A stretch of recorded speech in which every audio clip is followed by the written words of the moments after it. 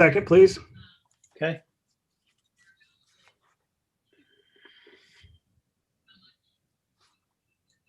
Okay, you should be good. Okay. Welcome, everybody. And I'd like to call to order the Public Safety Committee meeting of February 18th, 2021. Welcome. First order of business. Is Michelle there? Have we received any public comment?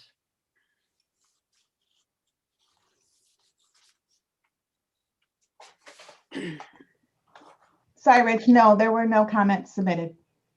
Okay. All right. Again, I feel this is one of the impacts of the pandemic, is we are just not hearing from the public the way we really should be on important issues. But we do the best we can, I guess. Any changes to the agenda? Anything new, different? Okay. We have minutes of January 21st, 2021. Could I get a motion on those minutes? Glenn moves. Henry seconds. Thank you. Any comments, questions on the minutes? Right. Are we ready to vote? Let's see. Are we missing somebody on the committee here? David. David, okay. Hopefully he'll join us soon. All right, let me call the roll of those present. Glenn, Yes. Shauna, Yes. Henry, Yes. and the chair votes yes. Okay. We have, let's see, some advisory board appointments, I believe. Do we?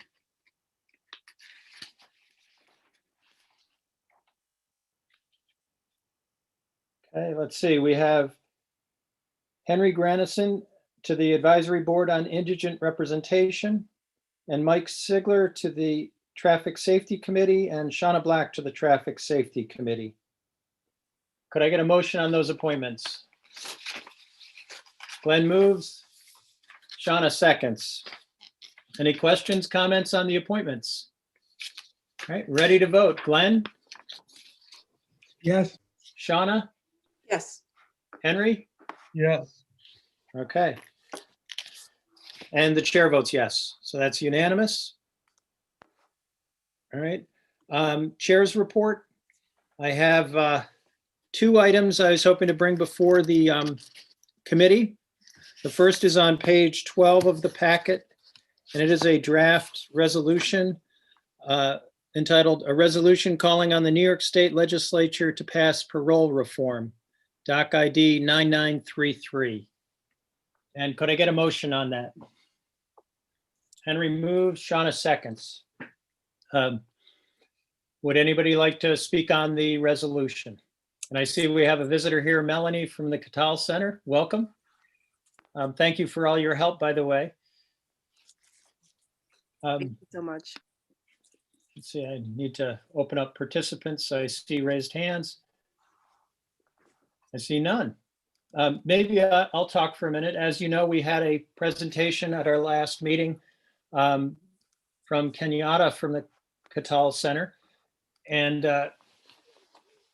we discussed the issues of parolees, particularly in our jail, and as a percentage of the people being held in our jail, as we've worked so hard to keep our jail population low and to try to make a determination that if somebody's in our jail, they really need to be there.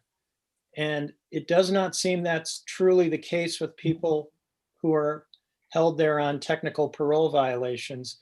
And even more so in the pandemic, where we're really trying to not congregate people. We seem to be living two lives right now. One is a pandemic life where we really are trying to limit congregation, and parole, which hasn't seemed to change at all. I believe this resolution is a good message to send to New York State. So Henry, jump in. Okay, I'm back. Yes, I think it's a great resolution too. I was also surprised by not surprised, but somewhat surprised by the differential rate between African Americans or brown people and white people in terms of the differential rates. of parole violations. I know, Rich, I'm not sure whether you attended the NISAC public safety meeting. I know they didn't pass a resolution, but I heard they were supporting this. Do you have any other updates on what NISAC did? I did attend that meeting, and they didn't pass a resolution, but we had a short discussion on it because I brought it up. Well, that's great. So it's self-referential, unfortunately. It does not seem that there was a great concern at the meeting about it, other than I raised it, and the chair of the meeting said, and I raised the issue that this is costing counties a lot of money. Right. And that even if I didn't say it this way, but even if you have philosophical position about people on parole or whatever else, as a county, this is a dollars and cents thing, that we should be doing this much better. So we're just not housing all these people. And that seemed to trigger the chair saying, yeah, we really should put this on our agenda for our next meeting to talk about this. Unfortunately, it'll be outside of the next legislative cycle or this legislative cycle, but motion is motion, I guess. Yeah, can I ask another question of Melanie, whether there's any update on how the legislation is going at the legislature? Yeah, in terms of update, it hasn't been reintroduced in the Senate as of right now. We're hopefully gonna have it reintroduced by next week, so we'll definitely follow up with that. In the Senate, the bill number is S1144. The lead sponsor is Brian Benjamin, and we recently got a new sponsor. Sorry for my background noise. So right now we have 20 co-sponsors in the Senate, and it is sitting in the Finance Committee. So I'm not sure if Kenyatta shared that update, but it was initially in the Crime Victims, Crime and Corrections Committee, but it passed out of there and now is in the Finance Committee. Okay, yeah, I really support this initiative beyond the cost of money, but I think it's also a fairness issue. And so I strongly support this. Yeah. Okay, Shauna. Yeah, I'm happy to be back on this committee after a year of being reassigned. So thanks for having me back, Rich. Also, I will strongly be supporting this resolution. Thank you, Rich, for drafting this up.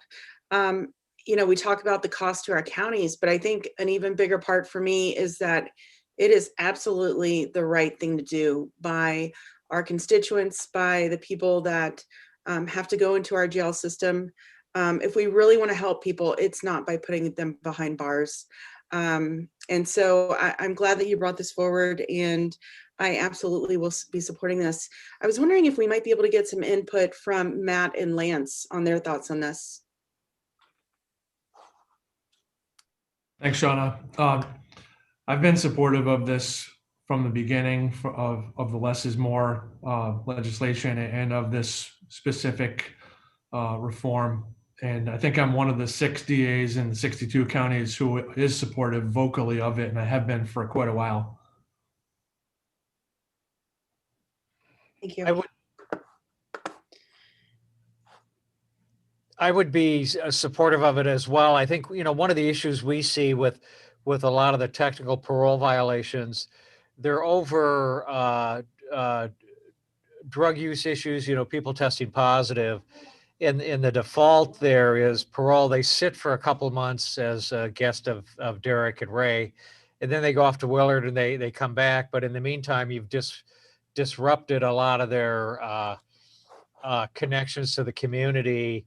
And I think it's probably more productive in terms of the individuals. With some of these, if they were to try to work with them with these technicals in treatment, community-based treatment or inpatient rehab prior to trying to rotate them back through docs, and they've had, I think the attorney's perception is parole has just kind of had this kind of static approach to how they address these. They haven't really they've done it this way for forever, and this is how they deal with it. And they're limited. There are individual parole officers who are open trying to do other things, but you get up to their supervisors and so forth above that, they're shut down. And they don't, they run into a brick wall there. So that reform has to come from the top down. I think for parole is kind of what we hear from the parole officers. They're not, they're given instructions on how they're to respond and deal with these technical violations. And it's not, even if they're interested in some of these ideas that have been proposed, by Tompkins County, they don't have the authority to do that. So that's probably why this is a good idea. You're going to have to push that down from the top to get flexibility. Okay, Martha? Thanks, Rich, and thank you very much for pushing this along. Some folks may know I'm vice chair of the Public Safety Committee at NISAC, which doesn't mean anything. So, in other words, I find out what the agenda is when everybody else does. So, anyway, I am grateful for this. Can we add to the bottom of it, to the last resolve, to send it to the New York State Association of Counties? That's for one. And also to Sheriff Ron Spike of Yates County. He is chair of the Public Safety Committee at NISAC. And that might make it more likely, and that'll help us get it on the next committee agenda, which there may actually be a special committee meeting before September. Regular next would be September. So there might be a special one. Maybe we can try to make sure that this gets covered. The mover and seconder, are those suggestions friendly? Yes. Okay. Okay, yes, good suggestions, Martha. Yeah, I'd only add that I raised the cost issue in front of the NISAC Public Safety Committee, because that's an issue that would catch them. I agree with Henry and Shauna that there's other reasons why it's important to do this, just from a basic fairness standpoint. So good. Anybody else wish to speak to the motion? All right, are we ready to vote? Henry, go ahead.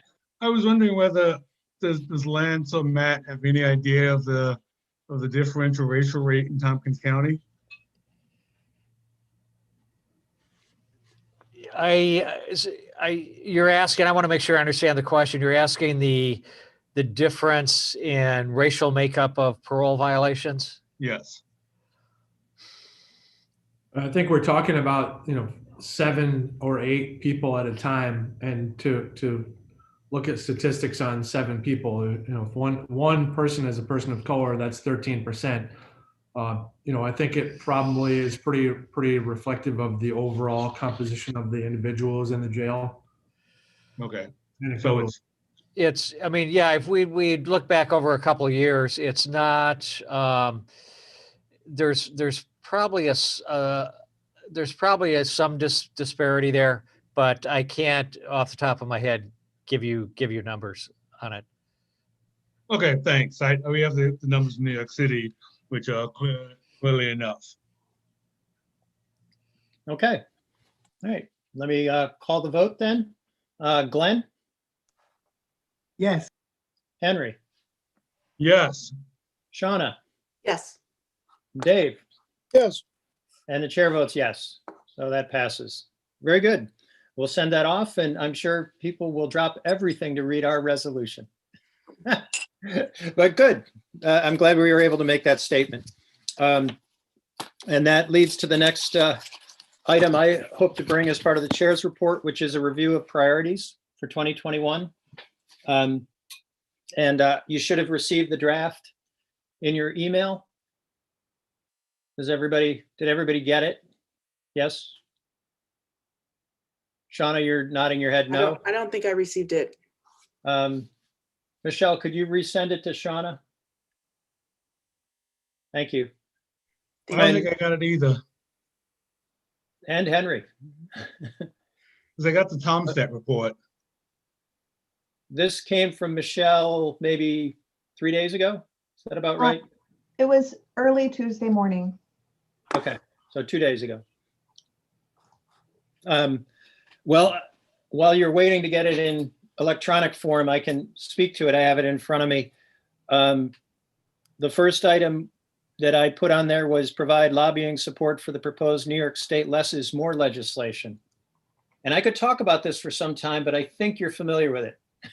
And we've actually just taken a step on that. I think we might do more, but because parole is such an issue in our jail, I think it's worth paying attention to this and perhaps doing something more to reach out directly to the parole board to try to move the needle on this. So I would say that that's one priority. The second one I raised was consider capital program at jail to address needed upgrades. And obviously we're in a time of flux here in that we had been starting to look at it, some major renovations to the jail. The pandemic has radically changed our view of our capital program, but obviously, and Sheriff, you can jump in to say something different, but I don't think anything has changed in terms of the needs at the jail. It's just the capital program has to adapt to do what we can. And I think what we should be doing as a committee is trying to look at a modified capital program to address the most significant needs in the current facility while we get through the pandemic and can do something more long-term. But I'd open discussion on that point. Does anybody have thoughts? Jen? I just want to say, I think that this pandemic has actually highlighted a lot of the needs or pitfalls of this public safety building, meaning our ability to quarantine and isolate inmates, and just the layout, the structure, the linear design of the facility has been highlighted by this pandemic. Okay. Sheriff? Yeah, I'll just add this, Rich. You asked me at the last meeting about our staffing request to the commission, and that kind of comes into the play with the same topic. We are able to potentially reduce one position on day shift some days of the week, but not all. So it really is not a huge benefit to us. It may save a little bit of overtime, but it'll probably be a drop in the bucket. But again, it goes back to the design of our jail. If we are really going to consider a reduction in staff or at least entertain the thought of it, that's something that's going to happen. Okay. Henry? Yes, but Derek, in terms of reduction of staff, that would be a redesign of the jail. Yes, unfortunately, with a linear style now, it's just the way the posts are laid out. It's manpower intensive, unfortunately. Yeah, so we'd have to get pods. Well, let me put the question out there about, is this a reasonable priority for the Public Safety Committee for 2021 to look at this issue of trying to do a modified capital program to try to do some things to make the jail facility more functional? Agree, disagree? Shauna? I believe that it's an absolute necessity. We have employees that are working there 40+ hours. We know that the conditions are questionable. We know that people are living there 24 hours a day, 7 days a week, and we need to make sure that it's safe and healthy for people. So I absolutely think this should be one of our priorities this year. Okay. Martha? Thanks, Rich. I was just at 2 o'clock on a phone call with NACO, the National Association of Counties, and they had 3 people from the administration, the Biden administration, briefly about the American Rescue Plan. That's the $1.9 trillion proposal. And the person speaking said, really encourage counties to get their shovel-ready projects ready. That funding may flow soon, or this year, if we have projects that are ready to go, we stand a better chance of taking advantage of what will come out of the federal government.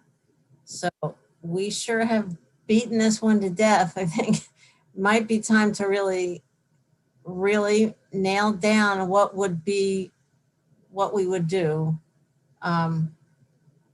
Thinking that this might be a moment when we would get some money. Okay. Shauna, do you have another comment?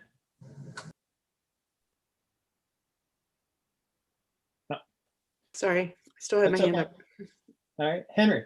Yeah, I definitely think we should keep it on the agenda as an item. I mean, it just seems clear that the need is still there, even though the pandemic has hurt us. But again, if there are shovel-ready projects that the Biden administration is looking for, we can certainly give them one. But there's obviously the concern that in a pandemic and in a time of economic strife, it's hard to make this big of a commitment. But again, we know how big of a need it is. So yeah, I would definitely agree that it should stay on the priority list. Okay, well, what Martha suggested might mean that we would proceed on a dual track, that we would have our total project in case there was federal or state money that just fell on us. But in the meantime, trying to do the stopgap measures. Maybe that's our approach for 2021, but that's ambitious because it means trying to do the planning as if the pandemic isn't here and that we know what we're going to need when we move through this. I worry about that a little bit in that our jail numbers are historically low. And it might be because we're doing an outstanding job. It also might mean that it's the pandemic and they'll bounce up to, 50 after the pandemic is over. I'm hoping that's not the case. It seems like we've been able to operate at a consistently low level, but we don't know. So there's some real uncertainty there. I don't know who is up next. Henry or Martha? Martha was first. Go ahead, Martha. The Senate is trying to get, and the administration are trying to get the rescue, it's called the rescue plan, done by March 15th. That's when the last round of unemployment expires. So, we may have a good sense of what's coming. And I think we heard at the Intergovernmental Relations at the Tiger Committee meeting that the Tompkins County allocation, according to the formula they're working with now, would be almost $20 million. So we may know within, a month how real that is. So. Okay. Henry? Yes. In terms of the cost of doing the capital program, I assume that Derek can sadly basically estimate the number of the change in officers, the correctional people who would be needed in a pod system versus needed in a linear system. And so because I know staffing is the most expensive item in the jail. And so we could do that in terms of figure out basically how that would work with the costs, I assume. Yeah, I can't recall offhand, Henry, what numbers look like. It's been a little while since we looked at this. But I believe with a pod system, the staffing change would be somewhat significant. Right. And also you talked about how whether this is due to the pandemic, I assume that Matt and Derek can also work out the numbers of people who've been released from the jail due to the pandemic over the last year. So I know that crime is, shootings and stabbings are going up, but I don't know that how much crime is really going up in this area. So we can, do some expectations on how full the jail would be in the future too. Yeah, I could say we certainly haven't released anybody from jail strictly because of COVID. There may have been times, and Matt could speak better than I could, where a judge maybe hasn't put somebody in jail because of COVID when normally they would. That I'm not sure of. Well, when we first started dealing with the pandemic a year ago, that's when I looked at the jail roster, and there were people who were nearing the end of their sentence or I looked at everyone who was in the jail, setting aside the parolees because I have no control over them. And we did release a few people early, and it was based upon the court's approval. So there was a court order that would have been associated with that. But that is something that was done, and I continue to look at the jail population every day to make sure that people aren't in there who don't absolutely need to be there for whatever reason they need to be there. So that's part of why the population is so low now. But it's also, I don't think that it's going to increase significantly once we're back up and running with a normal system, for a couple of reasons, and we'll be able to do more trials more quickly. There are some people who are in there who have been there for a long time because we haven't been able to give them a trial, and they would be long gone by now. There would also be some people who are state ready and would be gone to the Department of Corrections by now, but they're still there because DOCS is not taking people. So there's a lot of factors why our number is what it is, but I think some of the positives and the negatives would offset each other. I don't really see the number changing significantly. Yeah, I really don't either. And to back up what Matt just said, I mean, we have 41 in our jail today. 8 of them are state readies. And that number is probably, I imagine, could increase over time because they're not even going to start looking at taking people until the end of March 30th. So that's a pretty significant proportion of our inmate numbers. Yeah, you're getting close to a quarter. Yeah. That matters. Yeah. Okay, well, judging by the comments, it does seem like this is a obvious priority for public safety, is to look at the jail and try to align it with the capital program, perhaps an ambitious one if there's shovel-ready money coming from the feds. So, okay. The next item I had on the list was. Wait, hold on. Yeah. Oh, sorry, Mark, Glenn. Is this money coming available? Is it just for jails and not for sheriff's departments? I've almost told you all I know. So we heard a good report from Amanda Spellacy with the Tiger committees about the plan in general. And they are trying to write the legislation to be as flexible as possible to basically replace lost revenue. So it's not just your direct expenses related to COVID, but replace lost revenue and to be as flexible as possible. And then this piece about shovel-ready projects came from a different person. That's where I'm going to go out on a limb if I say any more, but it just sounded like, and I will tell you, when we heard from Amanda that our number would be 20 million, I did have a conversation with Jason. And Lisa, just, maybe you can pipe in, but he was actually a little worried about that. It could be stupid money. He's not his words, but if you get too much money that's flexible, you might do things that you weren't going to do otherwise. Yeah. The point is what we should be developing, if we really do have a bucket that big, we should really be looking at the things we have been long planning or thinking or considering to do. And obviously this building is in that category. So Glenn, I can't be, the comment this morning sounded like, I'm putting it together with Jason's comment, sounded like capital projects, because this will be one-time money, if it's 20 million, maybe it's 10 million this year and 10 million next year, I don't know, I'm making it up, but it's not going to be recurring money. It's one time. So you'd want to use it for something. You're not going to hire staff with that money. Right. A capital project is a much better way to use that kind of money. Yeah. Okay.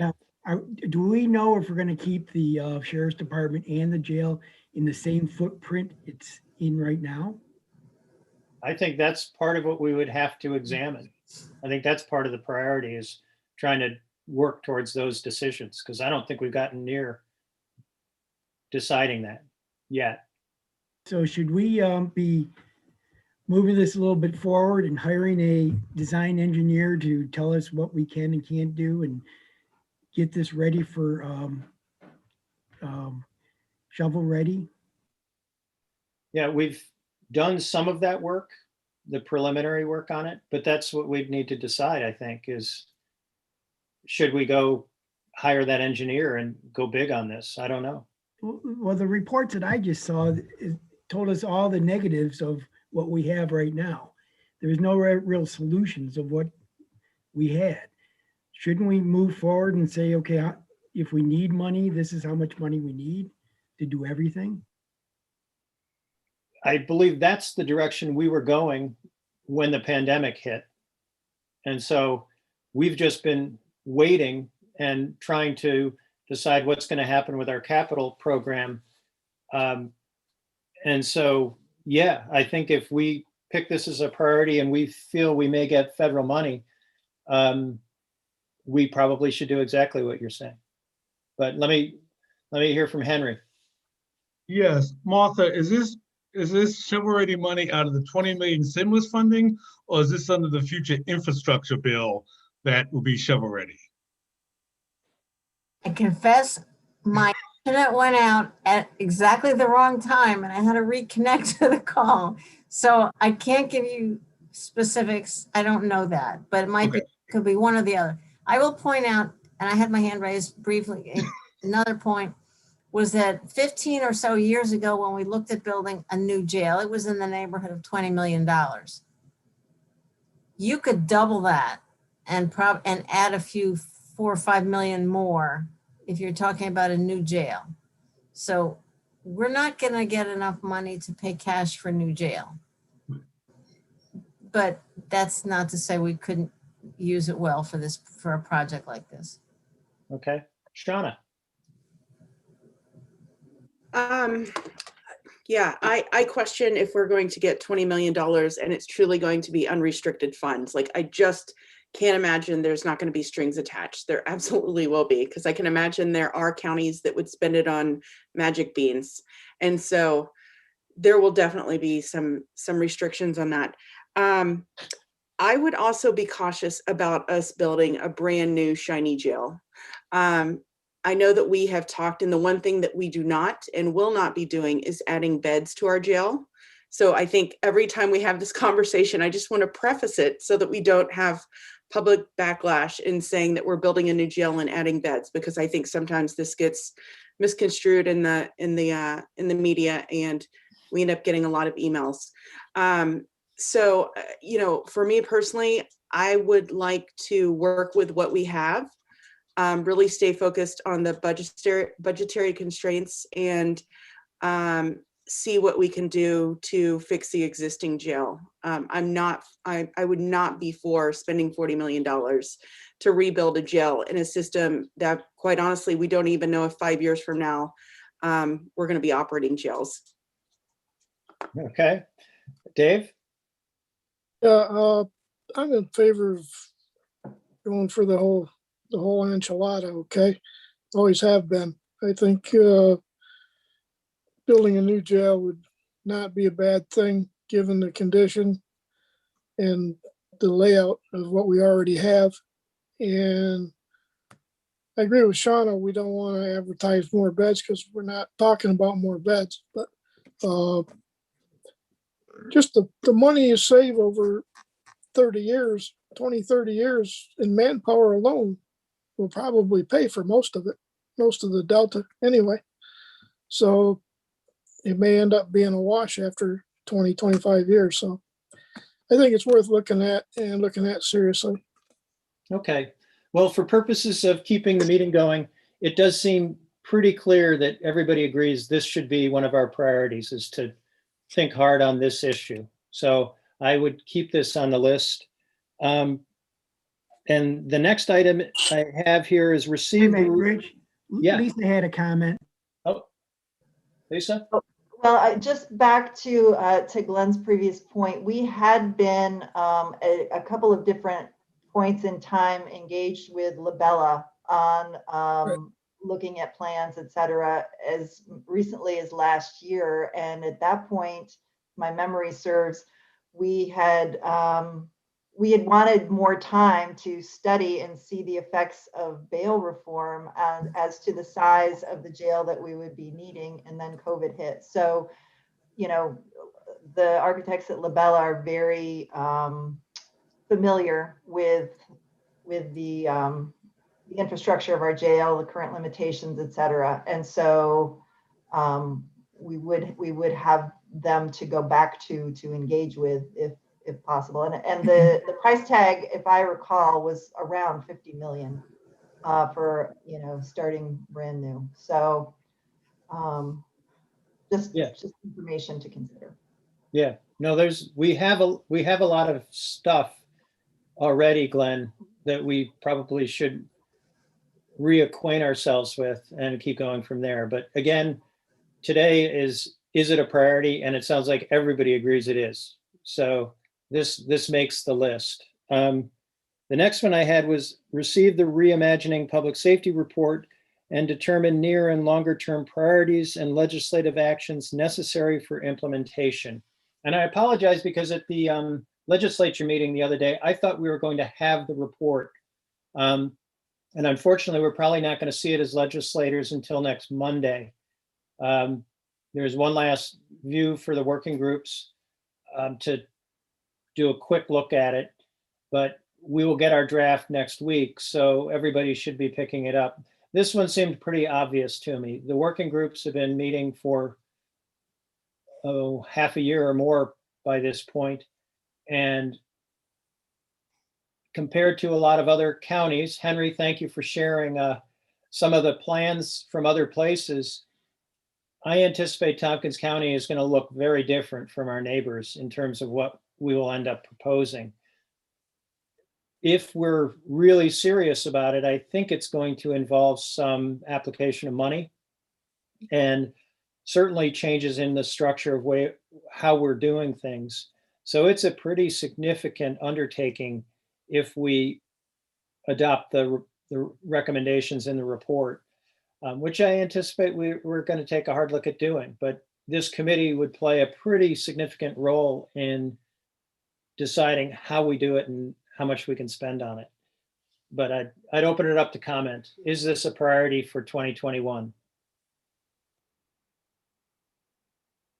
Henry says yes. Shauna's nodding. Glenn, Dave, what do you think? Yes. Yeah. This one's pretty obvious, I think, and it'll come at us very soon, and we'll take it from there. The next priority I had was monitor the local impacts of New York State bail and discovery reform legislation. And my concern here is we were lined up to do this last year, and I think the pandemic has really changed how things were working. So we're not entirely sure, but I'd love to hear from Matt and Lance whether you think it's working okay, we've absorbed the change, or if there's a lot more to do here. I think we certainly have absorbed the change, and I think we're now operating under the new law, and we all, I think, understand it, and it's not going to have any real additional changes. I think, obviously COVID stopped us from having a clear track of how it affected us, once it was first implemented. But I don't think that it's going to all of a sudden, once we're back post-pandemic, have any real significant impact that we would be able to see. Okay. I would, sorry, my camera's having some technical issues. I would tend to agree. I mean, there are, we're working through there for the most part. I think implementation is certainly the basics are kind of there. We're getting them. There are probably a few issues that get ironed out over time. That'll be ongoing, but the pandemic is probably colored our ability to describe some of the impacts just because you can't say for certain, you know, like bail reform and so forth. But I don't disagree with Matt overall. I think in general on what he said. Dan, what do you think? Probation, have there been significant impacts from your direction?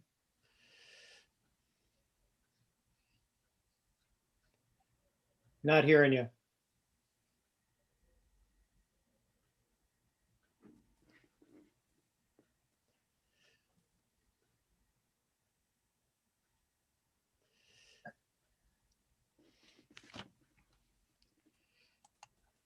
Can anybody lip read?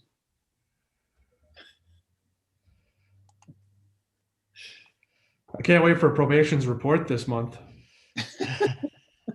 Yeah, we'll have some calm. It'll be nice. I think it sounds like we don't need this as a priority. That if we get through the pandemic and there's significant issues, we put it on. But it sounds like we're not going to need to focus on this in any tremendous way. And again, we can add it if we need it. Can you hear me now? I can hear you now. Yeah. Sorry, I had to get my daughter to come fix my audio. Fortunately, she's home schooling today. I don't think there's been any discernible impact from bail, negative impact on the probation department from bail reform, and certainly nothing that's could easily be discernible from the COVID impact at this point. We've got a lot more RUS cases from the different levels.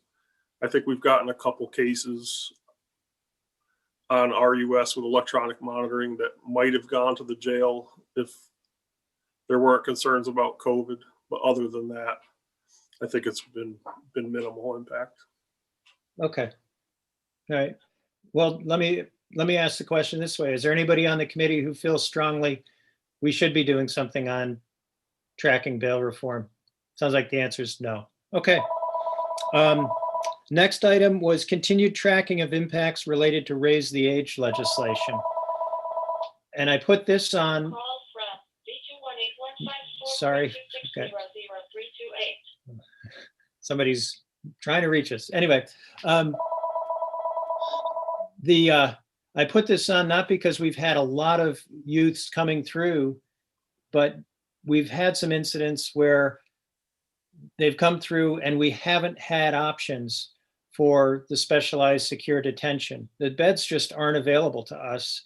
And you end up trying to keep these kids in really unfavorable circumstances. And it certainly wasn't the intent of the legislation to do that, but they fall through the cracks. And we're also seeing that we're needing to transport children all over the state to find a bed, which defeats the purpose as well. And that you're trying to minimize the jail type impacts of their involvement with criminal justice. I'd like to see us try to address that on a local level in some manner, but I open it up for discussion. Rich, I haven't seen one case that it worked where we were able to really easily find a bed for a juvenile when we needed it. So I shouldn't laugh, but that's awful. You know, it truly has not worked once, and it's a problem. I've had communications recently with DSS and with Mr. Molino, and we're going to be setting up a meeting, I think, probably in April to discuss what our next step should be. I don't disagree with you, Dan. I think the only time it did work was the very first case we had that was a really violent felony offense. Most of the cases of 16 and 17-year-olds charged with felonies have been going to family court and are involving kids who don't go into detention. But the times when we have needed detention beds, it has not worked. And we have been left with kids sleeping on cots in the sheriff's office or, someplace that's not appropriate or anywhere that was contemplated by the legislature when they wanted to, fix in quotation marks. So that's that. If we had some beds or some arrangement with other counties that I think has been in the works and may have been stalled because of the pandemic. But if we had some beds that weren't across the state that we could use when we need them, which is once in a blue moon, that would fix the problem. Okay, Shauna? Yeah, I'm not sure how much work we can actually do as a committee on this. I mean, it sounds like it's going to be more of Matt and Jason, Lisa, and everyone else that's on the ground. But I certainly, as a committee, I would like to be updated on a quarterly basis or even on a biannual basis so that we have an idea of what's going on and if there's been any progress. Okay, Martha? Yeah, I'd point out this is not a Tompkins County problem. This was raised at the last NISAC Public Safety Committee meeting at the very end. So it wasn't a real topic, but I think we may get a special committee meeting on this topic because, the same sheriff, Ron Spike, said that they've driven kids to Buffalo and then Long Island from Yates County. It's like, there's nothing that makes sense about it. So it's not a Tompkins County problem. I would say it deserves placement on a priority list for the committee to stay involved and to help. For example, if Tiger, we're going to set up meetings with our state delegation to have a list of topics to cover. It'd be great for public safety to be able to inform those meetings with the delegation and any other lobbying that we do. Okay. All right. Anybody else? So it sounds like maybe we're saying this doesn't need to be a public safety committee priority other than tracking what's happening. And push hard through Tiger or some other administrative side to try to improve it. Sheriff, I was wondering, does it make sense to just, since the burden falls on your office, to basically construct a separate space that we won't call specialized secure detention, but would fulfill the role in a more humane way for these kids? Yeah, I wasn't going to mention it, but since you did, I didn't want to get us back into the rebuilding discussion. But, if there was a way to create a space within the sheriff's office for a temporary area for juveniles, that would certainly be beneficial. We do the best we can. And, some of them we've had a heck of a time with, and other ones have been very cooperative, luckily. So that would be a benefit to us because it is somewhat of a security risk for us too. We have to pull somebody off the road to watch them. So we run into all kinds of issues. Yeah. And they're bored out of their mind. I mean, we have nothing to give them to entertain themselves. If we had like a juvenile space, that certainly would help. Okay. Right. Dave?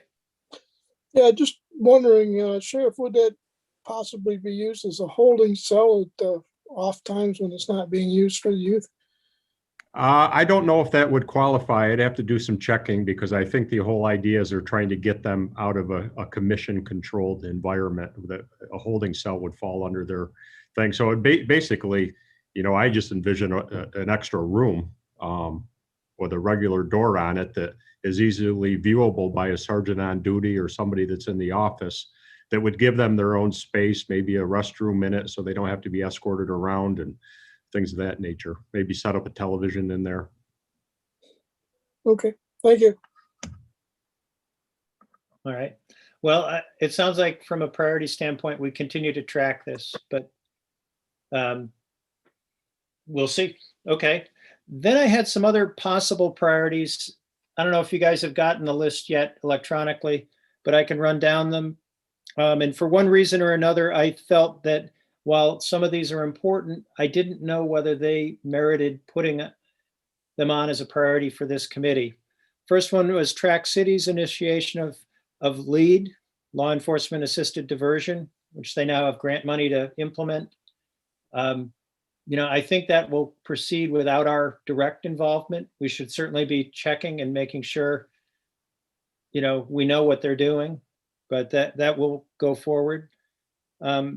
The next one was determine impacts of proposed marijuana legislation. It does look like this is going to be part of the budget this year. However, I think I've said that same sentence the last 2 years and it has not occurred. So my thought was when it does, it does, and then we can add it as a priority if there's specific issues we want to pay attention to. The next was expansion of the Wellness and Recovery Court to a countywide jurisdiction. And that court is now open to referrals from town and village courts.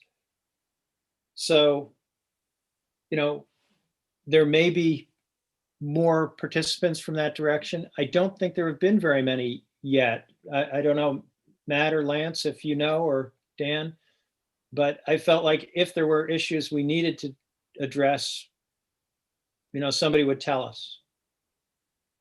You're right, not yet, but there will be. Yeah.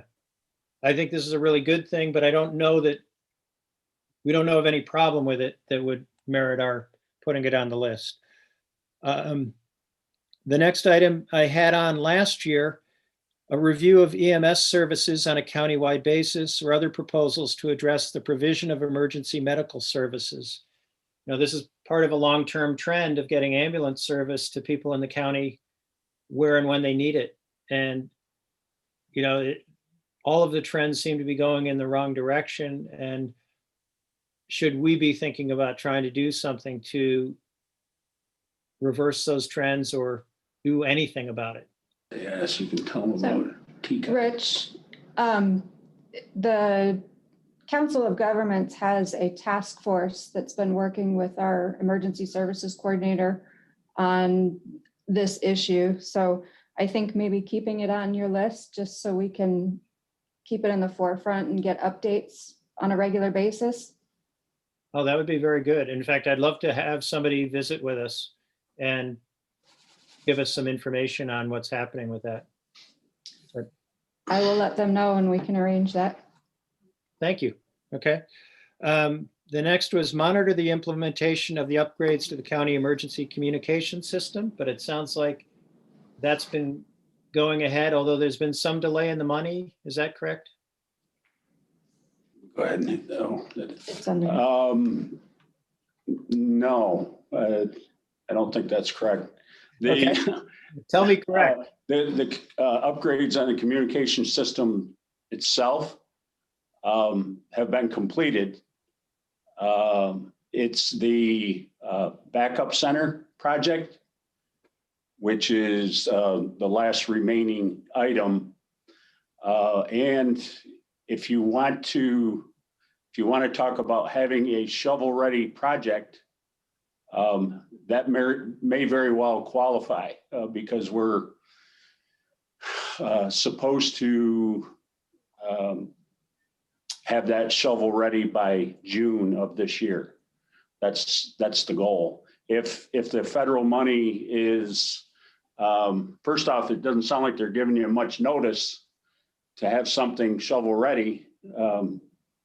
And if it's where there's just no possibility that you could have a jail project ready by then, and you're looking for somewhere to spend that money, that might be a smart place to use it. Okay. It's all county dollars eventually. Right. Okay. When you say that the upgrades have been made to the communication system, is there now the capability to get text and video? No, no. Okay. That was a separate project. The upgrades that Brian was speaking to were for the microwave communication system. The text to 911 is a completely different project. That money was delayed. And in fact, the grant came out earlier this month. It's due for proposals next week. And I don't anticipate seeing the money until probably the new budget year in April. I don't know. It's completely dependent upon the state once the applications are turned in. So I don't know whether we can get that done because of the compressed time frame. The grant is still from January 1st through December 31st. So while we may be ready, the vendors may not be. That was the whole reason we couldn't do it last year, is by the time we were ready, the vendors had a 4-month lead time to get the project done. And we have to expend the money by December 31st. So we're working on it. Okay. Okay. All right. Well, at any rate, that was one of the possible priorities. And then the last one was monitor combination of Traffic Safety Council with Stop DWI Committee, which is actually addressed or in the works today. So I'm not sure we need to set it as a priority. We're going to talk about it in a few minutes. Does anybody on the committee feel any of those items merit raising to the level of one of our basic priorities, or is there something else that I might have missed?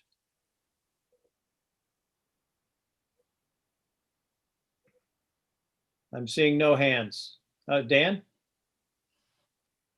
I think the monitoring the detention availability is an issue that you might want to keep on, just because it's going to take some pressure from the counties to get the state to do something and make some changes so that it's a workable system.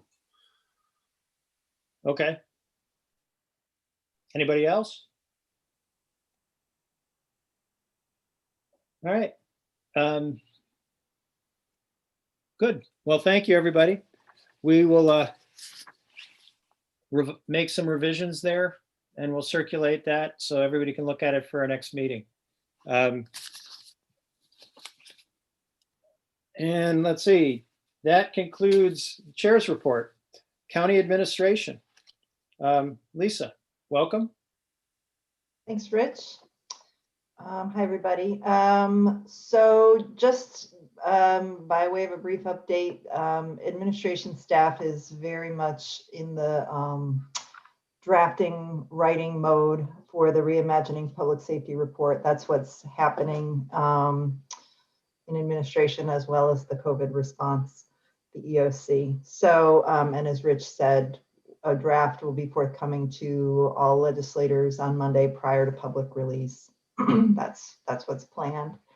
And to that end, there are 3 resolutions on the agenda, the first of which is related to the Reimagining Public Safety. So Can I get somebody to move that? Glenn moves. Henry seconds. Okay. Lisa, is there anything you want to say about that? It's pretty straightforward. This is just, one more opportunity to receive public input in a formal way by having a public hearing, which would be on March 16th. It's a regularly scheduled legislature meeting. Yeah. I guess I would just add that, yeah, it is one more opportunity for the public to be heard. I want to stress once again, if we've got anybody watching us on the live stream, that these are first steps in a very long pathway, that this is a plan that will be proposed. It will take a lot of work to implement, and there's going to be opportunities to assess how it's going and to make changes as we go along, so that this will not be something written in stone. It's a starting point. And Thanks. This will not be the only opportunity for public input. It will be one of several. Yeah. Okay. Any comment on that? Ready to vote? I'll call the order in the boxes as they are now. Dave? Yes. Glenn? Yes. Henry? Yes. Shauna? Yes. And the chair votes yes. Great. Okay. And Lisa, you have a couple other resolutions? Yes. So the next 2 are completion of work we started last year, which was the intention to consider and now to actually implement the merging of both the Stop DWI and Traffic Safety Committees, both of which have common concerns and goals, and they both share common member representatives. So it makes sense. And this is true in many, if not most counties across the state, that these two functions are merged in one committee. So the first resolution is authorizing public hearing to merge the traffic safety and stop DWI committees. And the second is the adoption of a local law amending the charter to merge the two committees. All right, and if we could get a motion on the first one, setting the public hearing, that's ID 9924. Glenn moves, Dave seconds. Thanks. Any questions or comments on setting a public hearing? Let's call the vote. Dave, Yes. Glenn, Yes. Henry, Yes. Shauna, Yes. and the chair votes yes. All right, and the second resolution, ID 9913, to adopt the local law. Could I get a motion on that? Dave moves, Glenn seconds. Right? Questions or comments on combining the two? Right. And now you've reshuffled, so I'll call the vote in different order. Henry. Oh, you have a question. I Yeah. have a question. It says that it's coming out of public safety and GO. Has GO considered this yet? No, Okay. because I'm on GO. We have not looked at this yet. Okay. So that means GO meets the first Thursday. Thursday of the month. So I'm trying to remember when February or March 1st is, but Yeah, March 2nd is its first Tuesday. okay, so it'll be at the second meeting in March. All right. Okay, ready to vote? Henry, Yes. Glenn, Yes. Dave, Yes. Shauna, Yes. and the chair votes yes. Great. Okay. Lisa, anything else from county administration? That'll do it for me. Thank you. Oh, thank you. Okay, and Sheriff, welcome. And Thanks, Rich. I got to say, I had a small list, but we went over everything I had on it through conversation. So I will touch on, as you see, we have a resolution. If anything good from COVID, if there could be anything good coming from COVID, we have learned to do things a little bit differently at the sheriff's office, or at least recognize the need. We have a resolution for some video conferencing equipment. Equipment to go in our jail and also on the law enforcement side. We've really taken advantage lately of being able to do a lot of things through Zoom and other mechanisms, whether it be court appearances or training for our staff, training for our inmates. We actually had a meeting today with GAC, who wants to bring into our jail a hospitality training program for our inmates, which we're excited to get moving on this spring. But of course, we need equipment such as this to accomplish such things. So that's the long and the short of that. I don't know if anybody has questions for me on anything that we talked about or this. I do, but why don't we get your resolution done? So could I get a motion on resolution 9898? Glenn moves, Henry seconds. Questions or comments on this video equipment? This does seem like a very positive thing, particularly in increasing the ability for inmates to communicate during the pandemic. So Martha. Thanks. In the before times, a few years ago, this came up, this has come up periodically, and defense attorneys had a very strong opinion opposed to this. So I'm going to ask Lance, what's the sense now? I don't think that's changed in general. You're talking about virtual appearances and so forth. We're generally opposed to that. A lot of things are occurring virtually under the executive orders of the governor because of the pandemic, but a lot of things are mandated that are occurring virtually are mandated under the statutes to actually be in person.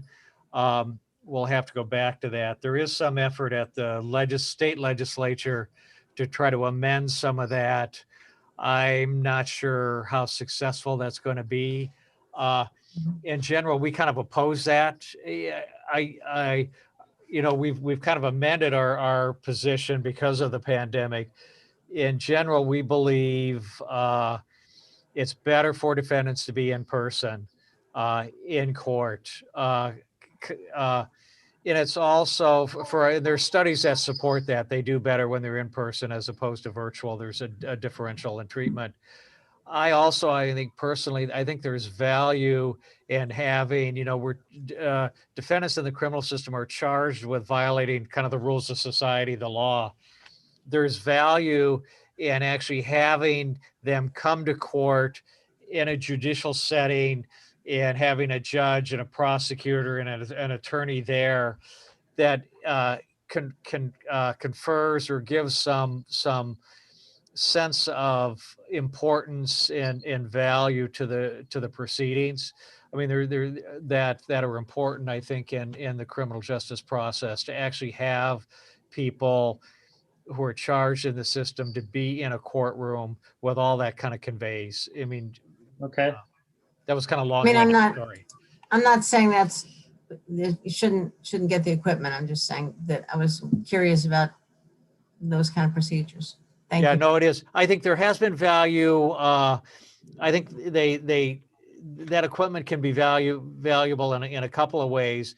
I mean, this probably isn't the last time in the next 10 years we'll be in a situation where we may be dealing with having to restrict activity. And I know it's been effective. And I know the sheriff had to scramble, but they've been able to produce people virtually. That's probably much safer for defendants and for, the sheriff staff and everyone. So it's probably good they have that capacity. Okay, Henry? Yes, Lance, a couple of questions. Whether are the attorneys with their clients during these virtual remote hearings? That's the first question. No, I mean, that's one of the issues. Typically what's happening is the client's appearing from the jail. They have a space set up for that, but I think there has to be a correctional officer present as well, if nothing else, to operate the equipment, and also probably to make sure an unhappy, individual doesn't damage the equipment. The attorney's not with them. That's an issue. I mean, we've worked on, the attorneys have to invest time to make sure they try to have the client prep, but that's one of the issues of if a client is just sitting there looking at a screen, they get upset, they may tend to speak out of hand that they wouldn't in a courtroom. So it's a negative from our perspective. So Lance, sorry, Henry, do you got more? Yeah, also, Lance, do the courts require, do they order that the things will be remote? I mean, like now that the juries are out, but can they basically require people to appear remotely, or do they, how does that decision get decided? They try it gets a little schizophrenic in terms of how I discuss with the courts, because the AJs have put out orders mandating that people in custody appear virtually. However, the executive orders of the governor that allow for this to happen say it has to occur with client consent, and that's been an issue. But for the most part, attorneys have worked with their clients to get them to appear virtually. There are some practical considerations for that. And frankly, a number of our attorneys have health concerns as well in terms of appearing in person that are pretty natural. I'm not sure. Did I fully get your question answered? Yeah. Yeah, I just have one quick question for Derek.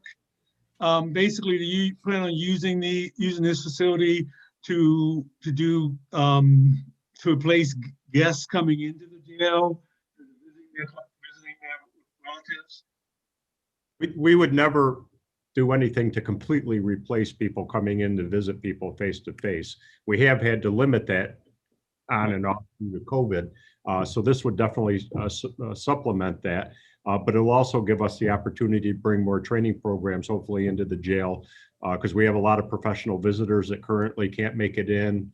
We don't know how much longer that's going to last.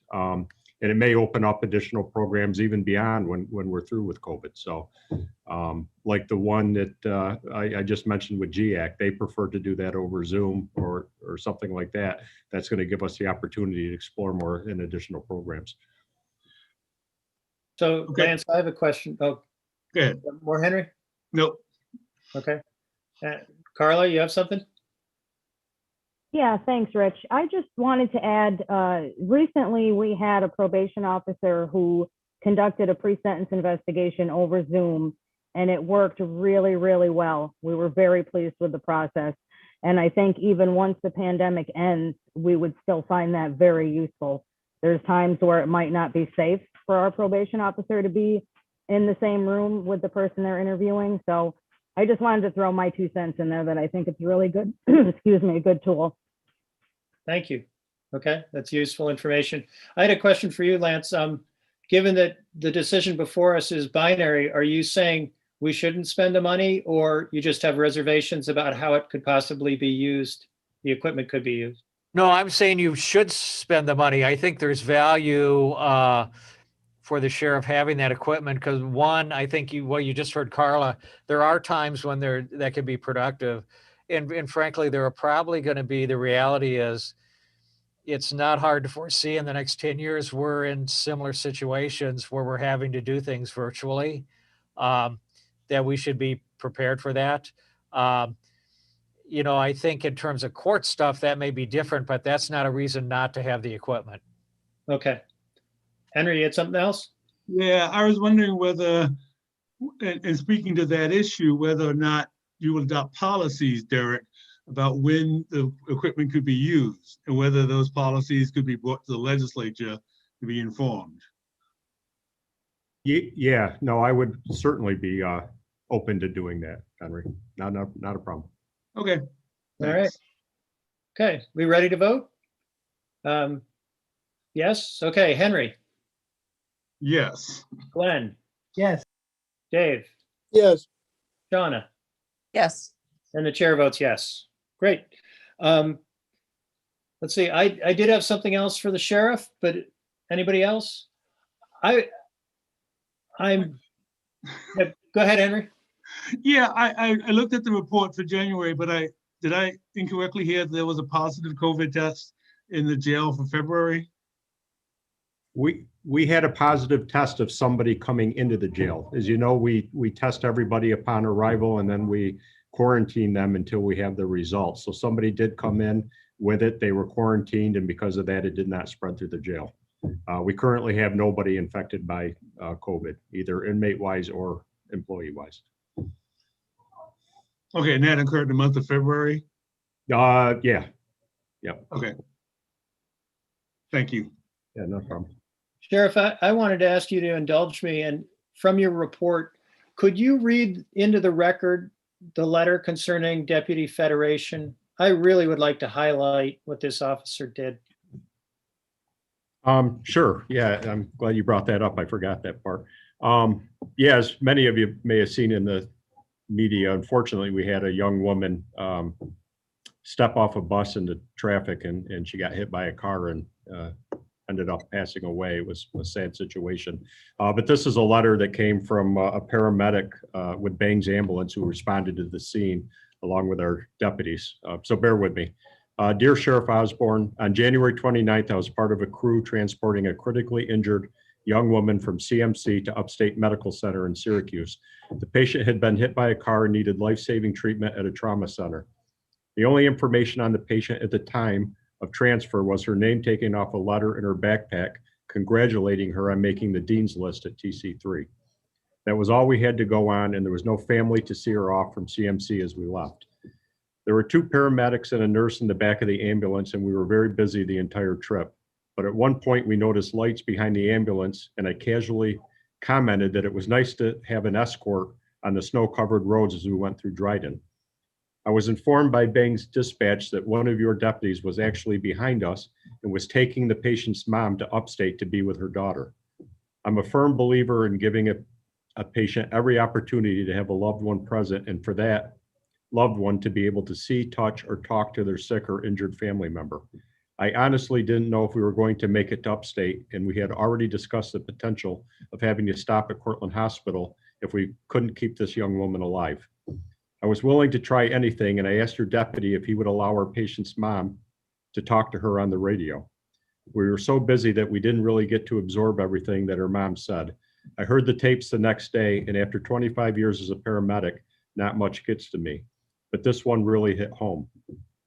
The kindness, the empathy, and the effort of your deputy, I believe it was Matt Federation, which it was, took to drive in a blizzard on snow and ice covered roads to get this mother to her daughter is what public safety or service is all about. I only wish the public could see this side of policing. You should be very proud of Deputy Federation. That is above and beyond, and I sincerely hope he is recognized for his efforts.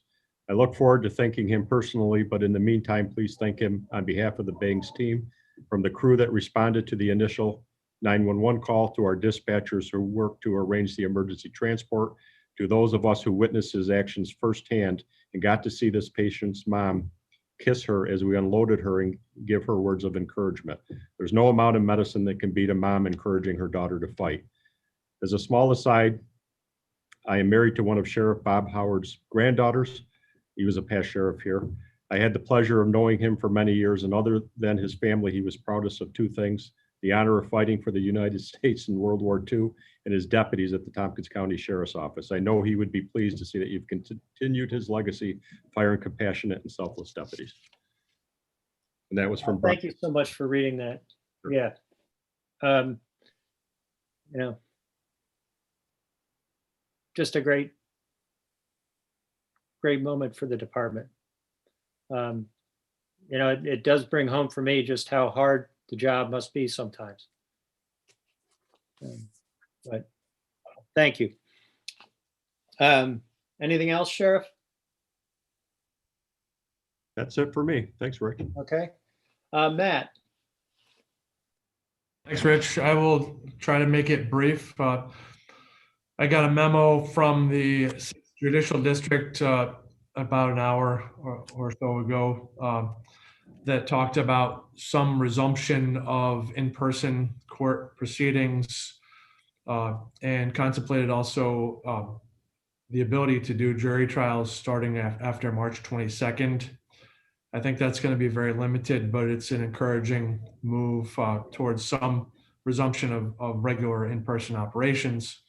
We're also trying to put together a new grand jury. We do have permission from the 6th Judicial District Administrative Judge to impanel a new grand jury, which will be a positive development in terms of moving forward serious cases. So we're trying to do that carefully and safely, but it is happening now, and I think that's based partially on the reduction in cases that has been the last week or so. So we're happy about that. Okay. Thank you, Matt. Any questions or comments for the district attorney? Okay. Seeing none. Yes, that was brief, Matt. Thank you. Department of Emergency Response. Brian and Jessica, welcome. Hello. So I wanted to apologize for not having the Tomstat report in the agenda. I guess that's what we get for having Jerry go on vacation for a week. But I did have Michelle send it, so if you did not receive it, I apologize, but we will make sure that the official copy gets included for next month. Just a few highlights. Call volume was actually less, just over 1,500 calls less than last year at this time, last month, last year. So I'm not sure if that decrease is significant or not, but a couple of things to note. There was a huge decrease in falls from the 5-year average to what was called for in January. 138 was the 5-year average for in January. I'm not sure if that's through the good work of the Falls Prevention Program, through the Disabilities Task Force, and EMS, or if it's just a general people aren't out as much and all of that. And also psychiatric calls were down quite a bit.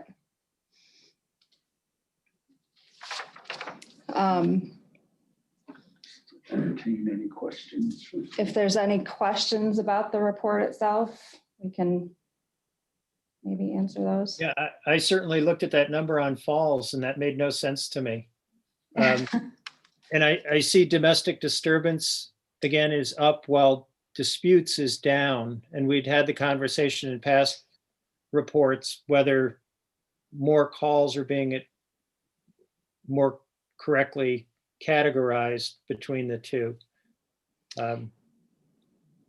That's probably what it is that they're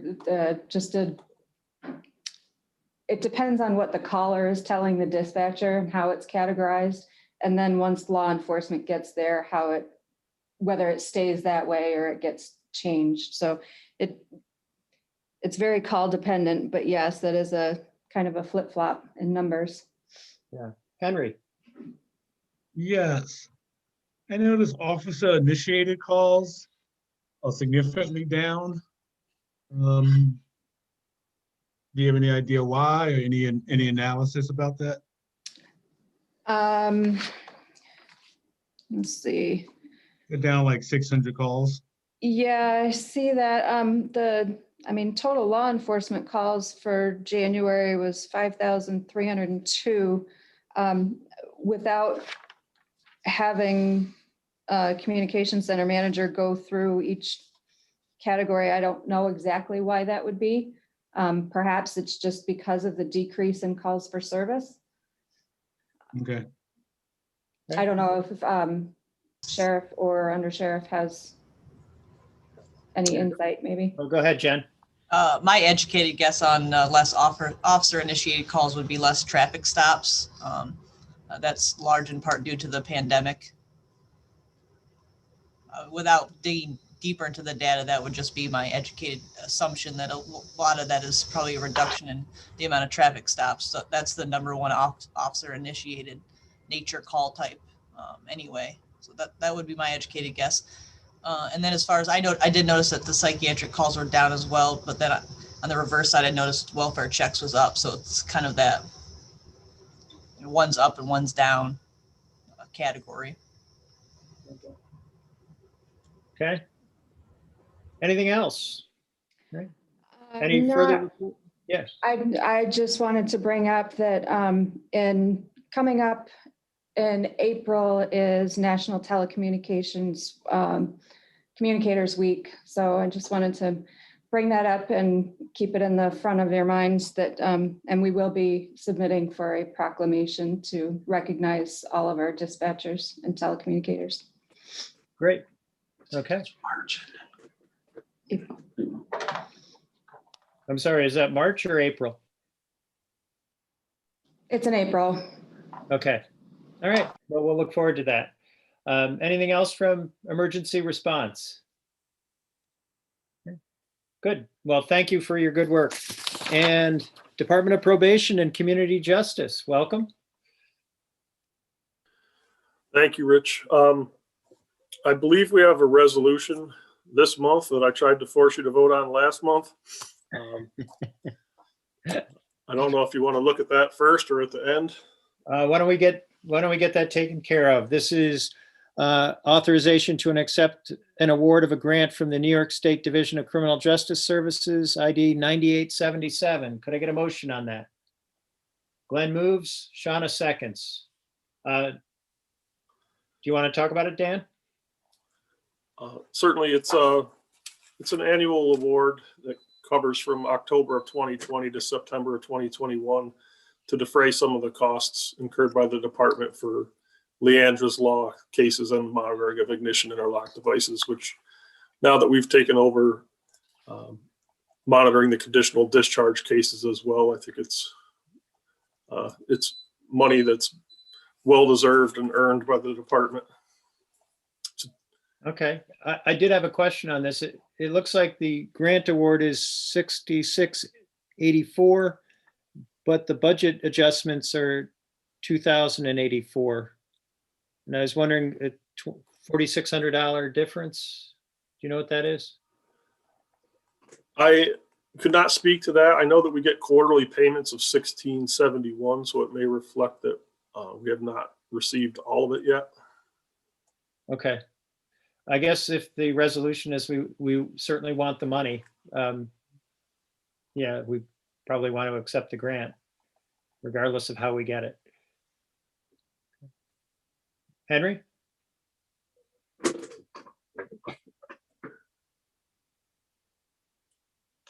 And was the amount of this grant affected by the state's economic position, or has it always been about 6,600? It's historically been about this amount, sir. Okay. All right, anything further? You ready to vote? I'll call it. Henry?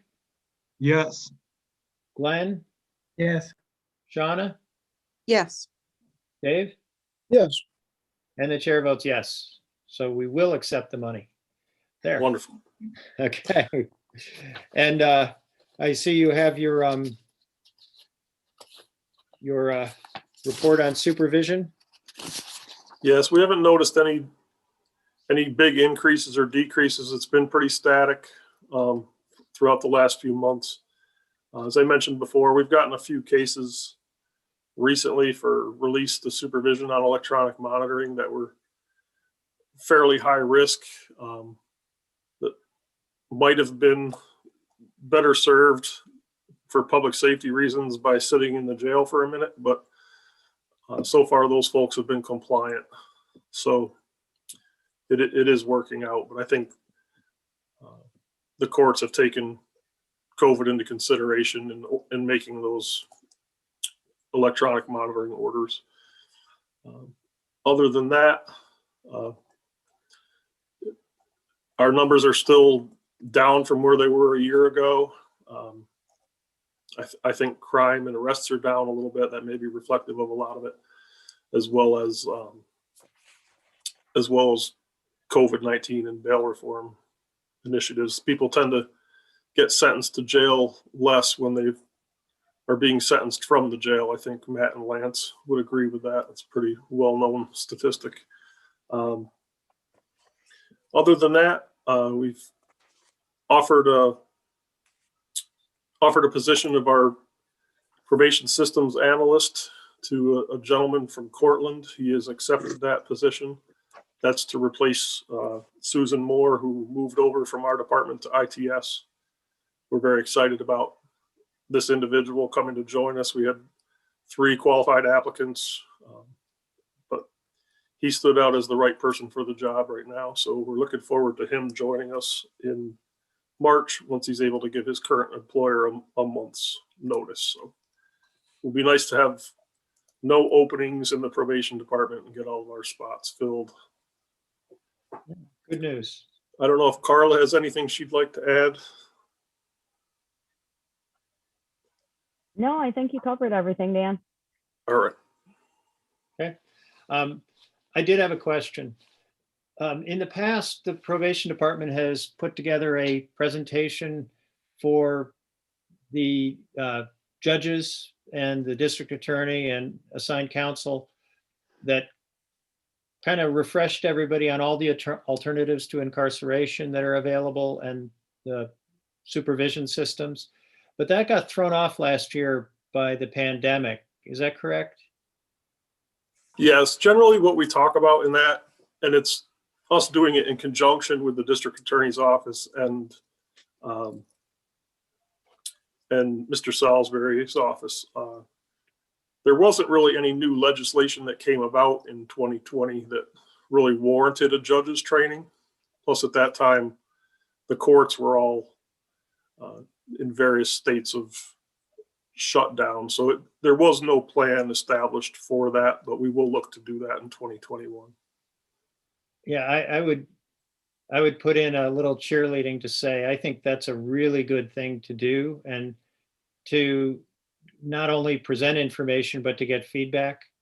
to hear what they think is working well and what isn't, and particularly because we've had such upheaval in how our court systems have been working. I would love to have some information come back to this committee on what the judges are thinking in particular, because we don't hear from them very much. So this would provide some opportunity for that. Okay. Rich, We'll look to do that towards the end of 2021, but I could reach out to the Magistrates Association in the meantime and report back to you if they have any concerns. Yeah. Matt? We had one on December 7th, 2019. So we typically have them in December or January. We couldn't do that for COVID reasons. And there's still some challenges virtually with some of the town judges. Well, maybe they could go to the jail and use the brand new communication system that's going to be there. At any rate, I'd put in a plug to do something in 2021, just so we don't lose that communication channel. We will, and a likely topic will be marijuana legalization. I believe that change will go through this year. And just to defend Matt, he did give his only extra camera to Lance, so we don't have equipment to give out to the judges. That's why I'm having technical issues. Okay. All right, Dan, anything else from probation? No, sir. All right. And Lance, with your camera trouble, you're up. Welcome. Hello, I can be quick. Nothing really for you this month. You may have some stuff down the road. I can note it doesn't affect our criminal work at all. There are new eligibility standards the state has put out for mandated representation, but we're already using that standard for criminal cases. It's going to affect our family court side, but that's it. Okay. All right. Henry. Yes, Lance. I know you talked earlier about the salaries for assigned counsel, and also you have a new numbers guy in your office, and I wonder how that's going too. Let me start with the good news. Our data officer is we're ecstatic about. He's been a real steal. His ability to consume data and produce it is pretty amazing. So he's done really well. He's settled in really well, given that he was hired right before COVID started. So Right. Basically, I mean, the reality was we hired him and then we said, thanks, now go on furlough. Probably a strange start to a new job, but he's doing really well. We're really excited about that. In terms of the attorney rates, it's at the state legislature. It's a priority for a number of organizations. I can't give you an update beyond that. I mean, there's been a lot of lobbying on it, and all the key legislative staff is like, yeah, we get it, we support it, and we'll see what happens in when the rubber hits the road, at crunch time. There have been some suggestions they should use increased court fees and some of the marijuana legalization money to support that. But I think practically speaking, people have spent money from legalization of marijuana probably 4 or 5 times over at this point in terms of how they'd like to see it used. So I can't give you a better update than that. Then it's there pending, it's being pushed, but I don't think it's a priority of the governor. It may be more of a priority on the legislative side. I don't think he's opposed to it. It just, money's money this year. So. Thank you. Okay. Anything else for assigned counsel? Great. Thank you, Lance. I do see one other item of business, which is the liaison position to OAR. Henry, you filled that position in the past year. I assume you'd like to continue, but I don't want to put you on the spot. Yes, I do. Okay, thank you. Good. All right, we've reached the end of our agenda. Any other business to come before the Public Safety Committee? Sheriff, I see you said something in the chat about a 10 o'clock item tomorrow. Yeah, if anybody's interested, it'll be on Facebook Live on our Facebook page at 10 a.m. We're going to swear in K9 Laker. Just have a fun, lighthearted event, which I'm sure we could all use right now. So if anybody wants to join us, you're welcome to. Okay. Any other Okay. business to come before the committee? Seeing none, can I get a motion to adjourn? Henry moves, Glenn seconds. Okay, and show of hands to adjourn. Thank you, everybody. We'll see you soon. Thanks, Rich.